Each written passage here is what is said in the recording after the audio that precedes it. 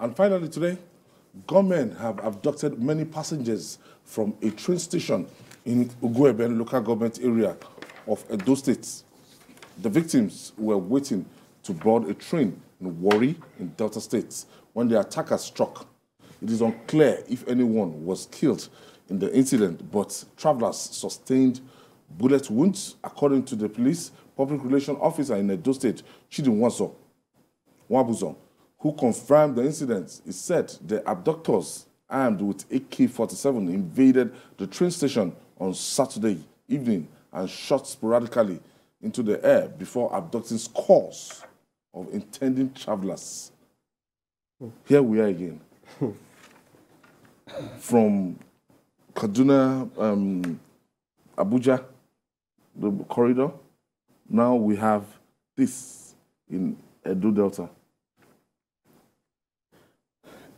You know, honestly, the problem of insecurity, how we are unable to benefit from the use of technology to solve some of these problems, I don't still understand.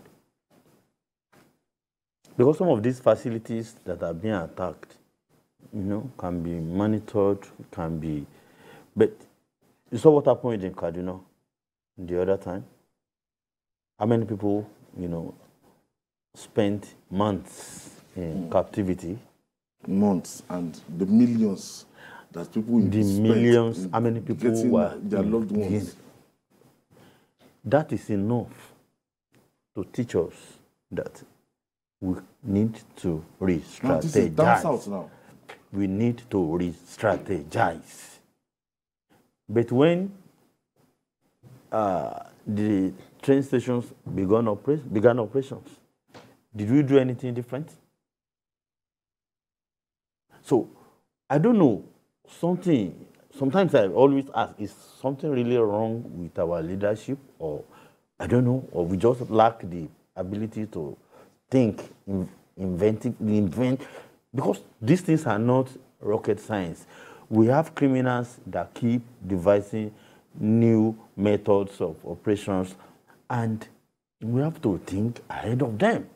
If not, they will always, you know, destroy people, destroy our community, destroy our economy, destroy our infrastructure.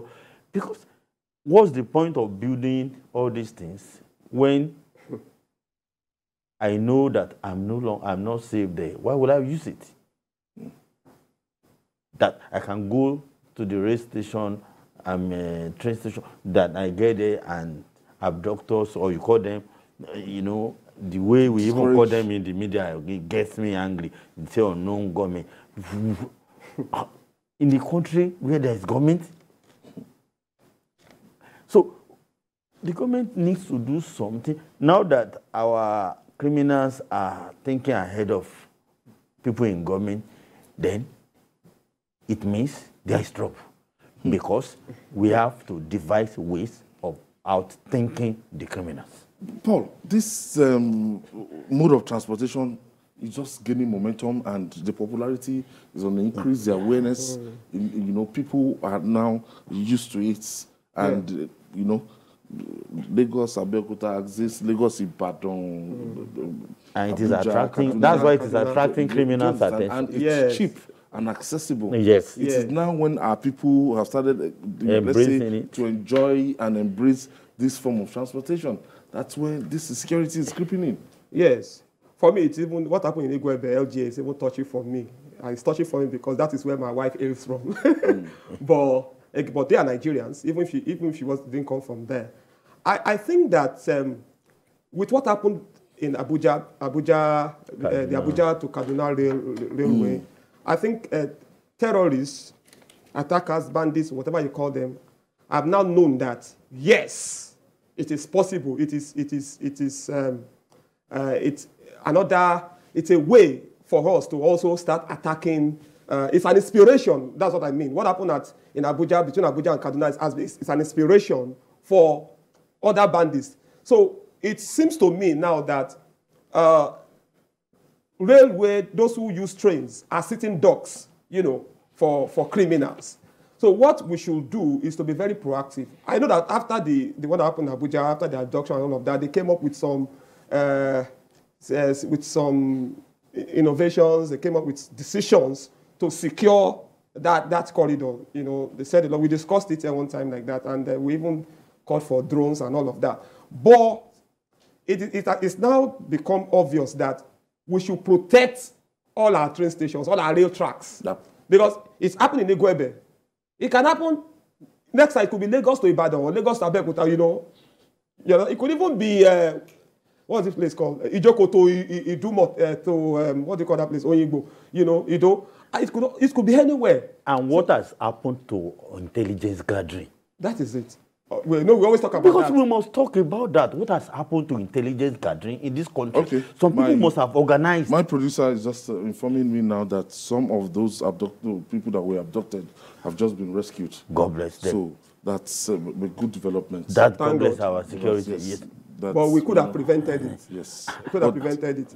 Do we also think about the trauma? The difference between this and Abuja on is that that one was on transit. They boarded the train already. And but this one was waiting to waiting. So we are happy. I'm happy at least that these people will not have to spend months and days in captivity. So great, we love this. But what has happened to intelligence gathering? Many of these, if we are proactive, some people must have sat down somewhere, planned, because you can't just do this thing. You must have planned. Yes, and it is not one person. You are usually might not be two. So they are usually in groups, and they are. What has happened to intelligence gathering? Why are all these things happening? We have all the video security agencies that are, saddled with, intelligence gathering. What is happening? This is like another setback to the rail system in the country. I was told that even the NRC Railway Corporation, they've actually suspended services indefinitely in that axis. Always react. That is the right thing to do. You must be able to guarantee that our people are safe to use the rail as a medium of transportation before selling tickets to them. If we can't guarantee people's safety, for God's sake, don't sell tickets to them. If we can't keep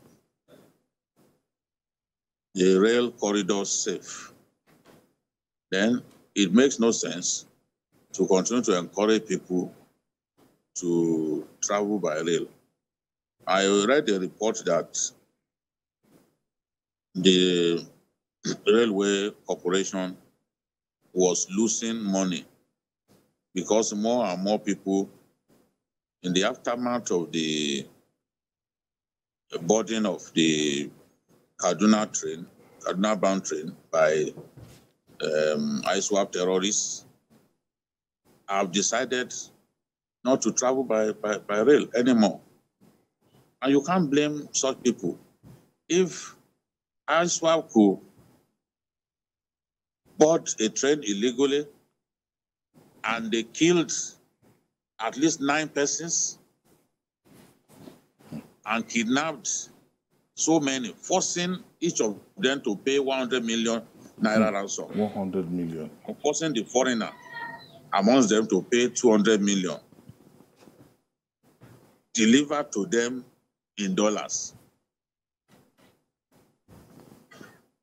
Those who could not pay had to be helped out. In the final analysis, the last set of people were people who could not pay, but they had to be helped by the powers that be to get out of the clutches of the terrorists. And we did not make a single arrest. We did not kill a single bandit. A single terrorist involved in that operation, we did not kill them. After that release, we did not make them. Nobody has been arrested in connection with that? You can only arrest people when you are on top of the situation. Once a kidnap operation has happened, to rescue is extremely difficult because that will put the lives of the abductees in danger. Jeopardy. And people don't like doing that. People don't like to use force to rescue because they know they will sacrifice lives and it could cause real problems for the government. So we had to leave them until at the last minute when again we decided to negotiate with them over the fate of the last set of people. So for that reason, many people don't want to travel by rail anymore. And we are losing money as a result of this. These were infrastructure that we spent money to build for our people. We took loans to build this infrastructure. We have to pay back. And if we do not make money because people are going off rail travel, traveling by rail, then it becomes a big problem for us.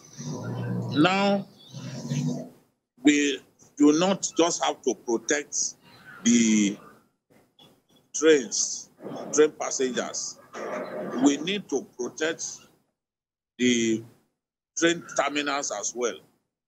Because if they cannot easily board the trains the way they did the last time, they are likely to attack those waiting to board, the trains. So the terminals need to be protected. They need to be protected. Whether in Kaduna or Lagos or everywhere, we must put armed policemen or even soldiers in those places. Because in the past, even in Kaduna, passengers who traveled by rail from Abuja to Kaduna, they had been kidnapped after they got to their destination.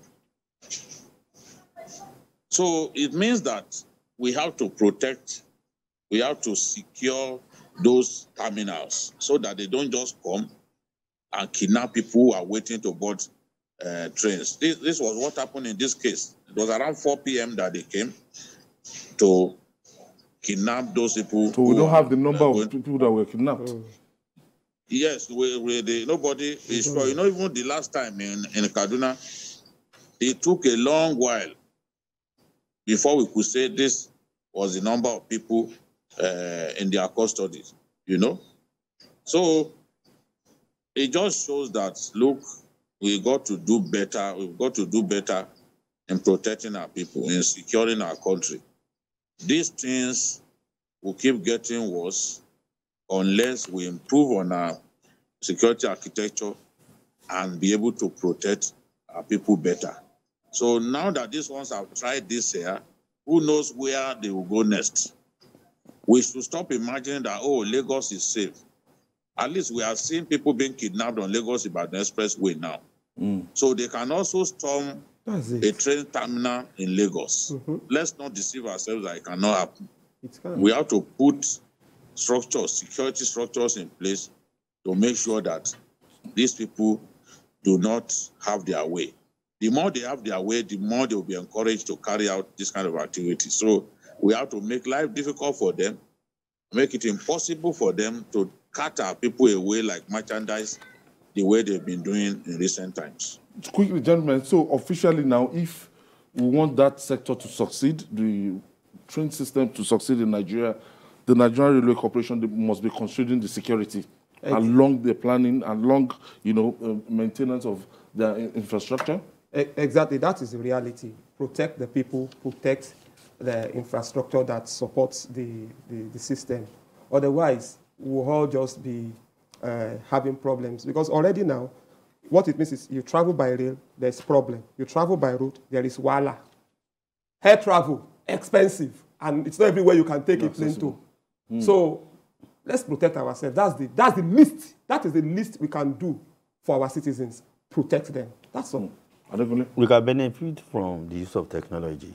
Remember when Amici was in charge, he made some certain statements, of course, which many people may not agree with, but some of those things are valid. That we need this, we need drones, but the security camera in all these, trains cannot see it.